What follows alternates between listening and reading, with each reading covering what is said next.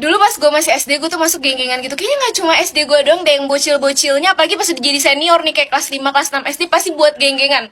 Udah gitu saking niatnya ya, geng gue nih bikin nama. Gak cuma sampai situ aja. Jadi gue sama teman-teman gue tiap hari kita penampilannya harus sama. Mulai dari rok di atas lutut nih dilipet, abis itu rambut tuh harus sama banget deh. Hari Senin dikuncir, hari Selasa dikepang, hari Rabu digerai pakai bando, sampai hari Jumat. Terus hari Jumat kan biasanya kalau bocil-bocil SD pada umumnya kan pakai bergo kan. Nah gue sama temen-temen gue nggak mau tuh sama nama mereka semua.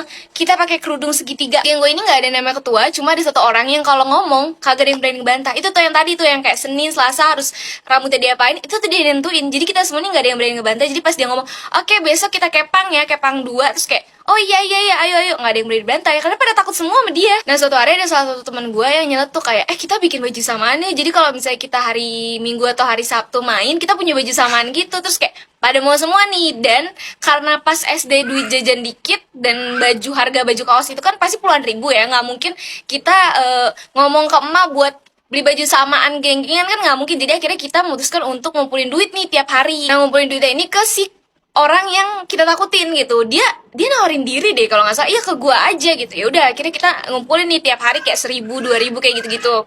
Suatu hari gue balik sekolah bareng sama nih orang yang temen gue nih yang ditakutin sama teman-teman gue yang lainnya yang ngumpulin duit ke dia. Terus abis itu jajan dulu nih. Pas jajan dia ngomong gini ke gue, ini gue pakai dulu ya uang kalian, nanti gue ganti kok di rumah, gue punya duit kata dia gitu. Terus gue kayak oh ya udah pakai aja, orang duit ada di lu juga, kayak lo mau pakai yang penting lo ganti gitu maksudnya. Terus kayak ya udah pakai aja. Dan itu gak cuma sekali, besokannya pas gue pulang bareng sama dia lagi, dia begitu lagi dan seterusnya. Sering banget dia pakai uang gue sama teman-teman gue itu. Sebenarnya itu nggak masalah sih karena kayak dia yang megang uang, dia punya uang di rumah, tinggal diganti lagi kalau misalnya dia pakai gitu, asal dia tahu berapa-berapanya yang dipakai. Cuma ini gue sama teman-teman gue udah ngumpulin uang selama 1 bulan lebih tapi kagak jelas gitu. Setiap gue tanya ke dia kayak udah berapa uangnya kekumpul, nggak tahu karena pembukuannya nggak jelas. Terus dia juga kadang suka lupa nyatat gitu loh kalau ada gue atau teman-teman gue yang nabung ke dia, karena kayak kita kan nggak jelas nabungnya, kadang 1.000 2.000, ada yang bahkan goceng dalam sehari itu. Jadi kayak bener-bener kagak jelas. Ditambah lagi pas setiap gue sama teman-teman gue nanya ke dia kayak jumlah uangnya udah ada berapa, dia selalu bilang oh iya gue lupa ngitung besok deh. Dan respon gue sama temen-temen gue udah pasti kayak oh ya udah santai aja, karena kita semua takut sama dia, nggak ada yang berani ngomelin dia. Terus akhirnya gue berpikir sama temen gue, ini gimana caranya biar uang kita balik, karena nggak akan mungkin kekumpul dan nggak akan mungkin kebeli nih kalau ngumpulinnya ke temen gue ini. Akhirnya gue berdua sama temen gue memutuskan untuk ke rumah si temen gue ini buat ngadu sama emak bapaknya. Kebetulan SD gue ini bukan SD yang ketat, jadi gerbangnya tuh selalu dibuka. Dan kalau istirahat banyak banget anak-anak yang jajan di luar, soalnya kantin sekolah gue tuh kagak jelas. Ya udah gue manfaatin itu, gue berdua sama temen gue ke rumah temen gue yang megang uang tabungan, kita sebut aja si A ya.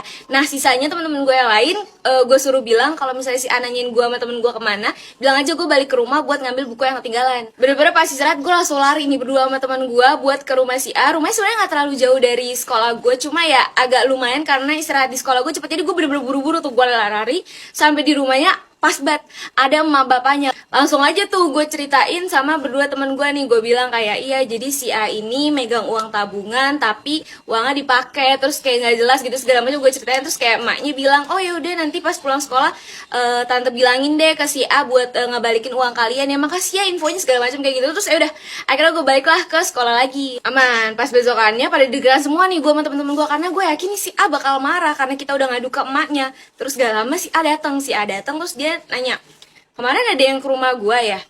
Nah gue sama temen-temen gue yang lain tuh cuma bisa diem. Terus habis itu dia ngomong lagi, ibu gue kemarin cerita tapi ibu gue nggak bilang siapa yang datang kemarin. Nah untungnya emaknya nggak bilang kalau itu gue sama temen gue, karena emang di sana gue juga bilang sih kayak tante jangan bilang kalau ini dari kita berdua. Mohon maaf nih kan posisinya gue takut ya sama si A. Terus di situ dia bilang lagi, ini uangnya gue balikin tapi sisanya yang kurang belum ya, kalian catat aja yang kurang berapa nanti gue ganti. Terus dia diem, gue sama temen-temen gue juga diem kayak ini udah nih gak ada sesi marah-marahnya, gak ada sesi jus-jusnya, karena gue pikir kita bakal dimarahin sama dia. Terus abis itu kayak ya udah respon gue sama temen-temen gue ya udah pasti kayak oh iya santai aja nanti aja balikinnya kalau lo udah ada uangnya. Terus ya udah kayak gue sama temen-temen gue sama dia juga kayak ya biasa aja lagi, kayak tidak terjadi apa-apa dan normal kembali. Mungkin si A ini mendapat hidayah gitu kan pas diomelin sama mamanya. Terus kayak dia berpikir ya Allah selama ini tingkah gue terlalu jahat gitu ya udah. Terus kayak tobat deh.